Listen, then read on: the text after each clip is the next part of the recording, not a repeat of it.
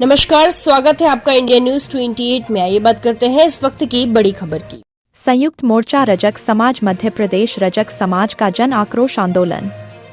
कैलाश नहर, मोनू लक्ष्मण, रजक वीणा, राकेश मालवीय। भोपाल में अपनी मांगों को लेकर किया बड़ा आंदोलन, प्रशासन से डॉक्टर मोहन यादव से मिलने की मांग। संयुक्त मोर्चा रजक समाज मध्य प्रदेश के रजक समाज जन आक्रोश आंदोलन 26 फरवरी को प्रदेश समाज में व्याप्त विसंगति 3 जिलों में अनुसूचित जाति में, शेष जिलों में अन्य पिछड़ा वर्ग में आती है।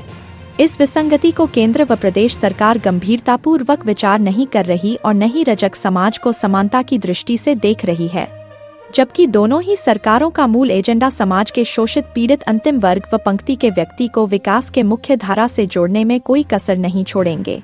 फिर रजक समाज से राग द्वेषता क्यों? रजक समाज में पूरन रजक, तेंदुखेड़ा, नरसिंहपुर आज तक के सभी समाज में व्याप्त गिले शिकवे, मनभेदों को दरकिनार करते हुए अपनी समाज, अपने प्रतिभावान बच्चों के भविष्य को सफल व सुनहरे निर्माण हेतु संयुक्त मोर्चा रजक समाज मध्य प्रदेश के तत्वाधान में आयोजित समाज की सर्वाधिक हितबद्ध मांग, समाज को अनुसूचित जाति दर्जा प्रदान कराने पूर्ण तन मन धन से सहयोग करें।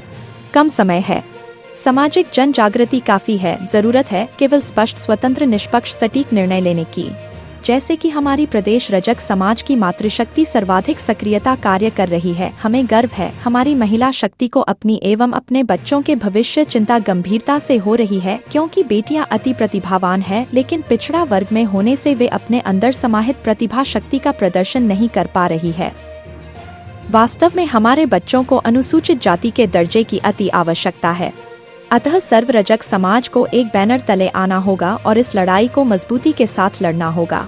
संपूर्ण प्रदेश रजक समाज से पुनः नतमस्तक में करबद्ध विनम्र निवेदन करते हैं कि रजक समाज जन आक्रोश आंदोलन झीलों की नगरी, राजा भोज की महानगरी, प्राकृतिक सुंदरता से परिपूर्ण प्रदेश की राजधानी भोपाल अधिक से अधिक संख्या में पधारकर कार्यक्रम को सफल बनाएं। भोपाल संवाददाता दिनेश मालवीय की रिपोर्ट।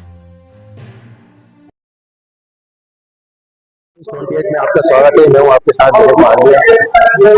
आप देख रहे हैं कि 1100 गार्डन के पीछे जो ग्राउंड है, संयुक्त मोर्चा रजक समाज का एक कार्यक्रम है, जो कि एक बड़ा विशाल आंदोलन के रूप में इनकी एक मांग है।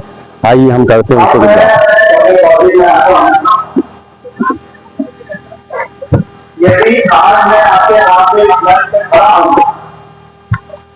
क्या नाम है आपका? किशोर।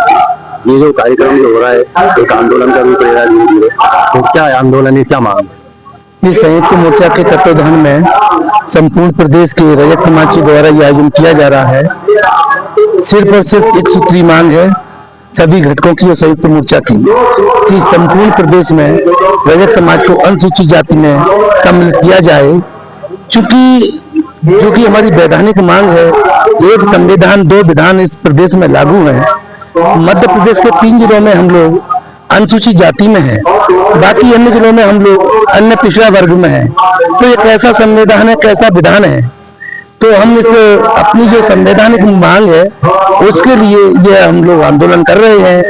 यदि हमारी मांग को स्वीकार नहीं किया जाता है तो आने वाले समय में हम उग्र आंदोलन भी कर सकते हैं, जिसकी संपूर्ण जिम्मेवारी मध्य प्रदेश सरकार की होगी। और हम लोग सभी घटकों के लोग संयुक्त मोर्चा के साथ बैठ करके एक नीति भी तैयार करेंगे कि हमें आगे क्या योजना तैयार करनी है। अगर हमारी मांग को नहीं सुना गया तो निश्चित ही हम प्रदेश से दिल्ली की ओर कूच करेंगे और मानव न्याय अधिकार का घेराव करने का भी हम काम करेंगे, जिसकी जिम्मेदारी इस मध्य प्रदेश सरकार की होगी। और इस आंदोलन में यदि हमारे समाज के किसी भी भाई और बहन के साथ किसी भी प्रकार की होनी यदि अनहोनी हुई तो इस संपूर्ण जिम्मेवारी तत्कालीन सरकार की होगी, वर्तमान सरकार की। ये जो मांग है कितनी बार आप कर चुके सरकार के सामने, कितनी बार बात रखी है? यह निकम्मी सरकार, चाहे भाजपा हो चाहे कांग्रेस हो, 70 साल से हमारे पूर्व इस मांग को मांगते आ रहे हैं।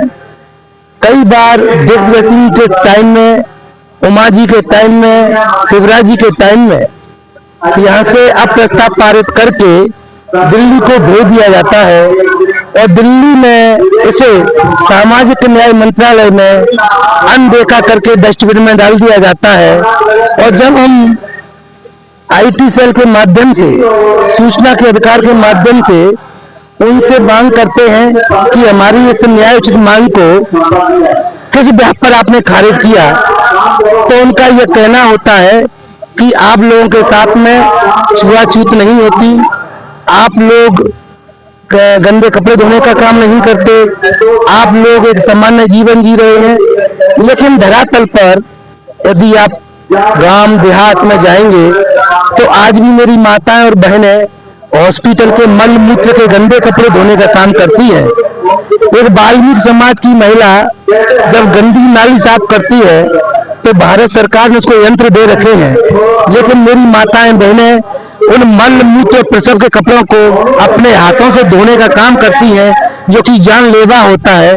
उन मल मूत्र के कपड़ों को लेकर के सर पे ढोके चलती हैं और ये सरकार बोलती है कि हमारे साथ में भेदभाव नहीं है, छुआछूत नहीं है।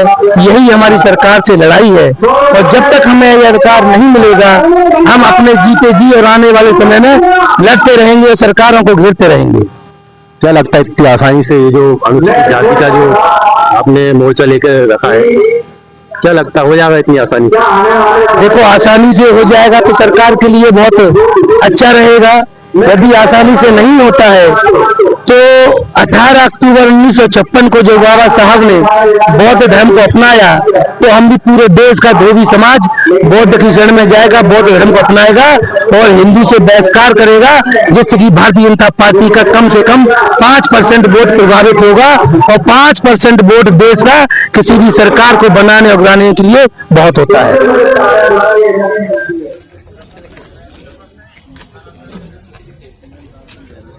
आज आप सीएम हाउस तक पहुंच नहीं पाए, क्या कारण है जो आज अनशन पे आप बैठे हो? देखिए, हम लगातार कम से कम 50 साल से इस एससी की लड़ाई को लेकर लड़ रहे हैं, लगातार प्रयास कर रहे हैं, धरना प्रदर्शन आंदोलन करते हैं, लेकिन हमें ज्ञापन के नाम पर मुख्यमंत्री से यहाँ से कहा जाता है कि हम आपको मुख्यमंत्री को मिलवाया जा रहा है, मुख्यमंत्री को मिलवाएंगे और वहाँ जाके उनको ओएसडी को बिठा के और वहाँ पे चर्चा करके ओएसडी बोलता है ठीक है सीएम साहब को हम कल मिलवा देंगे, उसके बाद आज तक नहीं मिलवाया।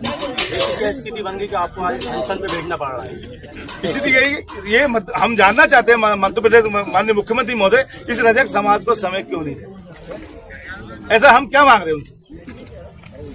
एक छोटी सी समाज है, 3 जिलों में एससी में आती है, बाकी थोड़े से समाज है, बाकी को कर लीजिए। नहीं करे बात तो हमारी बात तो सुने, सिर्फ बात सुनने के लिए है, समय नहीं दे रहे। हमारा प्रतिनिधि मंडल ने 1 महीना 2 महीने से लगा रखा लेटर वहाँ पे, आज तक हमें बुलाया नहीं है, 5 लोगों को नहीं बुलाया। अब जब तक सीएम साहब हमें बुलाएंगे नहीं, हमारे 5 आदमी को यहाँ से बुलाएंगे नहीं, बात नहीं करेंगे, तब तक आप भूख हड़ताल रहेंगे।